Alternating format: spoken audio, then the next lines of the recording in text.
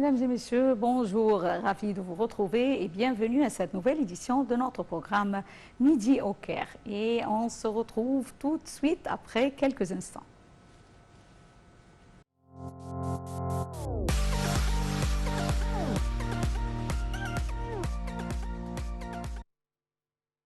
Et commençons l'édition d'aujourd'hui du jeudi 18 août 2022 avec les fortes relations qui relient entre l'Égypte et les Émirats arabes unis dans les différents domaines depuis plus de 50 ans. Et ces relations ont été particulièrement renforcées sous la direction du président Abdel Fattah el-Sisi. Perihan Farou nous donne plus de détails. Le président Abdel Fattah el-Sisi a tenu une réunion mardi avec le Premier ministre Moustapha Madbouli et le ministre du Logement, des Services publics et des communautés urbaines, Asma Ghazal, pour examiner l'état d'avancement de la mise en œuvre des projets nationaux du ministère du Logement, notamment le projet de développement du site de la glorieuse révélation sur la terre de la paix au Sinaï, les nouvelles villes d'El Mansoura, d'El Alamein et de Sawari, ainsi que le développement du quartier historique du Caire et une série de projets de logement, Sakan le Masriyin, ou des logements pour tous les Égyptiens. Dans ce contexte, le ministre du Logement a présenté l'avancement des travaux dans un certain nombre de nouvelles villes au niveau de la République, soulignant l'achèvement des travaux dans la nouvelle ville d'El Mansoura et a dirigé d'examiner le niveau de tous les services qui seront fournis aux résidents de cette nouvelle ville, ainsi que la coordination civilisée d'une manière durable en fonction de la nature de l'atmosphère dans la région. La réunion a également porté sur la présentation des développements des travaux du projet La glorieuse révélation sur la terre de la paix au Sinaï, avec toutes ses composantes hôtelières, touristiques et de services, ainsi que les routes et les axes menant au site. Dans ce contexte, le chef de l'État a ordonné de poursuivre tous les efforts pour présenter ce lieu sacré de la terre d'Égypte à l'humanité et à tous les visiteurs du monde entier, en reconnaissance de sa valeur spirituelle unique, étant un berceau des 3 religions monothéistes, tout en tenant compte de l'harmonisation des bâtiments et installations avec la nature environnementale du lieu, ainsi que le recours croissant aux énergies nouvelles et renouvelables afin de préserver l'environnement. Le président el-Sisi a également suivi le développement de la zone historique du Caire, visant à restaurer l'aspect civilisé, y compris le processus de développement en cours dans la région du mur de Maghra al-Ayoun.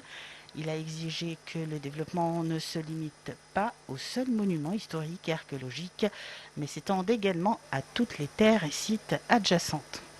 La situation exécutive concernant le développement du triangle de Maspero a été présentée. Le président el-Sisi a ordonné qu'il soit développé en harmonie et en complémentarité avec les différents aspects du développement en cours dans cette zone centrale de la capitale. Le ministre du Logement a présenté également les efforts du ministère au projet de la formation artisanale et technique des jeunes dans les villages, en coopération avec le ministère de l'Immigration et des Égyptiens à l'étranger, et dans le cadre du programme de Haya Karima, ou Vie décente, et Kawar Ben Nageh, les bateaux de sauvetage. La réunion a en outre abordé la situation exécutive de la nouvelle ville d'El Alamein, ainsi que le développement des travaux de construction dans le projet Sawari à Alexandrie et la situation des projets de la nouvelle capitale administrative, surtout la zone des Tours dans le quartier financier et des affaires. C'était le président Abdel Fattah el-Sisi qui avait tenu une réunion avec le Premier ministre Dr Moustapha Madbouli et le ministre de l'Habitat et des communautés urbaines Asma Ghazal. Et au cours de la réunion, nous avons vu que le président Abdel Fattah el-Sisi a examiné les projets mis en place par le ministère de l'Habitat sur l'ensemble du pays, notamment la grande transfiguration au Sinaï, les nouvelles villes d'El Alamein et El Mansoura, les projets Sawari et logements pour tous les Égyptiens et également les derniers développements du site du Caire historique. Et enchaînant cette édition de notre programme Midi au Caire avec les fortes relations qui relient entre l'Égypte et les Émirats arabes unis dans les différents domaines depuis plus de 50 ans. Ces relations ont été particulièrement renforcées sous la direction du président Abdel Fattah el-Sisi. Perihan Farou nous donne plus de détails. Ces relations se sont développées rapidement après l'établissement des Émirats arabes unis en 1971, soutenus par l'Égypte. Le Caire a également appuyé exclusivement l'union des 7 Émirats dirigée par le défunt Cheikh Zayed bin Sultan Al Nahyan, qui avait joué un rôle primordial dans la guerre d'octobre 1973. L'Égypte a été parmi les premiers pays à reconnaître la nouvelle union et peu de temps après l'a soutenue internationalement et régionalement en tant qu'un billet de sécurité et de stabilité pour le monde arabe. Les relations bilatérales sont distinctes et se renforcent de plus en plus chaque jour. Les Émirats arabes unis ont soutenu l'Égypte au niveau politique, économique et financier, surtout après la révolution du 30 juin 2013. La convergence complète des points de vue et les aspects de renforcement mutuel entre les deux pays envers toutes les questions régionales et internationales consolide davantage les relations entre les deux pays au niveau du peuple et se reflète significativement sur les aspects économiques, culturels et sociaux de ces relations en sus des aspects politiques. Les Émirats arabes unis et l'Égypte se sont mis d'accord sur l'ouverture de la première branche de l'université Al-Azhar aux Émirats arabes unis pour enraciner la pensée islamique moderne.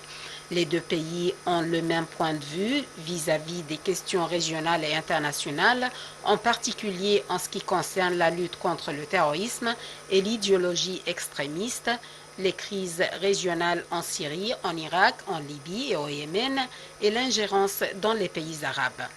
Les relations économiques entre l'Égypte et les Émirats arabes unis sont aussi très fortes. Ces dernières années ont notamment connu un développement concret dans les taux de l'échange commercial entre les deux pays.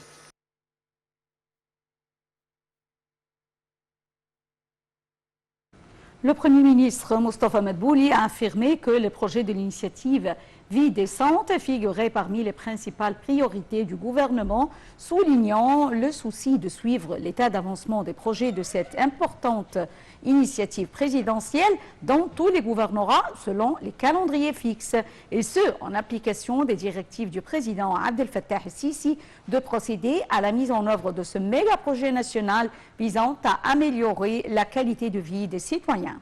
Dr Madbouli a tenu ses propos lors de sa visite hier à Alexandrie, où il a inspecté un nombre de projets de l'initiative présidentielle Vie décente dans le village d'Abou Sedr, affilié à Bourg al-Arab.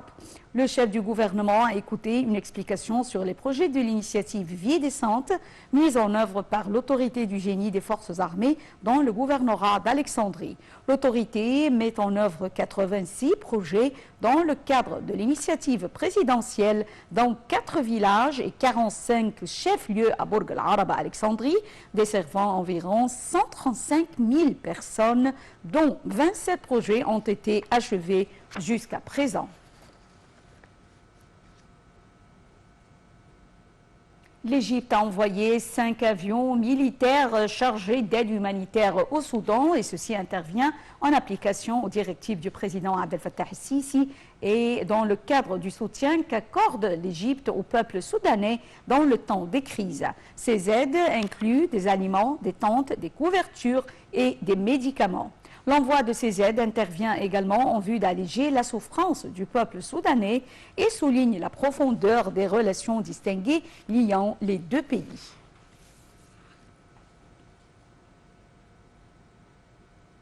L'Égypte a exprimé ses sincères condoléances à l'Algérie et aux familles des victimes des feux de forêt qui ont touché 14 districts, tuant au moins 26 personnes. Dans un communiqué, le ministère des Affaires étrangères a confirmé le plein soutien du Caire à Alger dans ces moments tragiques, souhaitant un prompt rétablissement aux blessés. Le FMI, Fonds monétaire international, prévoit que l'Égypte réalise le 4e plus haut taux de croissance parmi les plus importantes économies du monde en 2023, et ce, en dépit de la baisse de sa prévision des taux de croissance de la plupart des économies de la planète. Et la prévision du FMI indique que l'Égypte était capable, à travers l'application du programme de la réforme économique et de ses politiques monétaires, de s'adapter aux crises et aux défis mondiaux et de développer les lourions adéquates en vue de contenir leurs répercussions et de réduire leurs effets négatifs sur l'économie nationale. Les efforts déployés en vue d'améliorer le climat du travail et des investissements continuent entre-temps à soutenir les secteurs de la production et d'étendre les initiatives de protection sociale.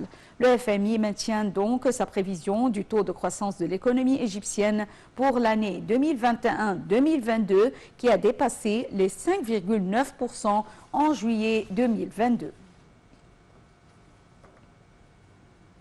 La ministre de la Coopération internationale, Dr Rania Al-Mashot, et le ministre indien du Développement international, Harjit Sajjan, ont examiné la promotion de la coopération bilatérale tout azimut, notamment au niveau de la sécurité alimentaire, la lutte contre les changements climatiques, l'autonomisation de la femme et la mise en place d'une stratégie de coopération pour la période à venir entre les deux pays.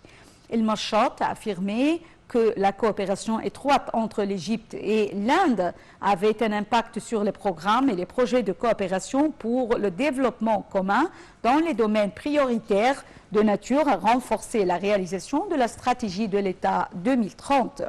La ministre a adressé une invitation à la partie indienne pour prendre part à la deuxième édition du Forum de l'Égypte pour la coopération internationale Égypte-ICF en septembre prochain, en présence des ministres de l'Environnement et des Finances africains en vue de booster les efforts de l'action climatique, coordonner les positions africaines sur le financement des projets d'adaptation et d'atténuation des impacts des changements climatiques avant la tenue de la COP 27.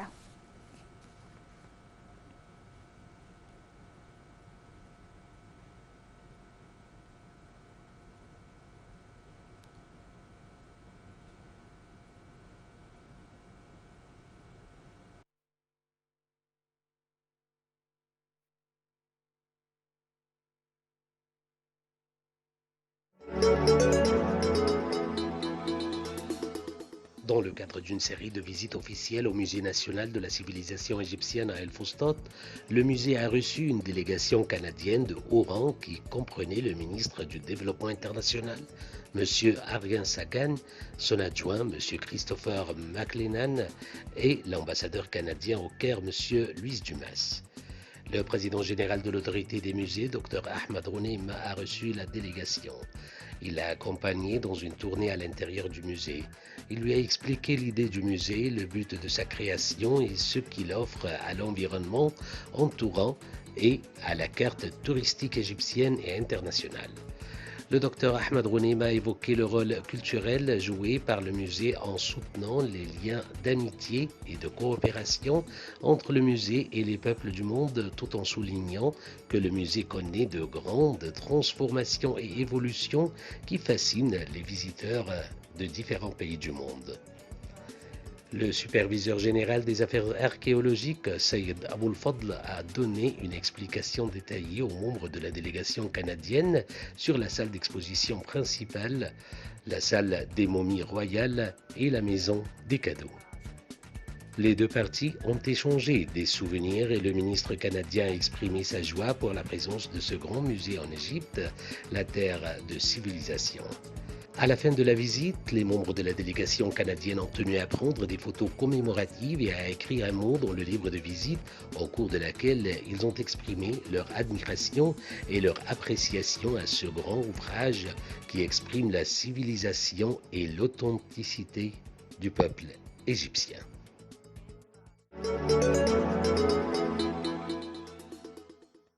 Mesdames et messieurs, avec ce commentaire signé Chérif Boussela, nous arrivons à la fin de cette édition de notre programme Midi au Caire. Merci pour votre fidélité à NLTV International et bonne journée. Au revoir.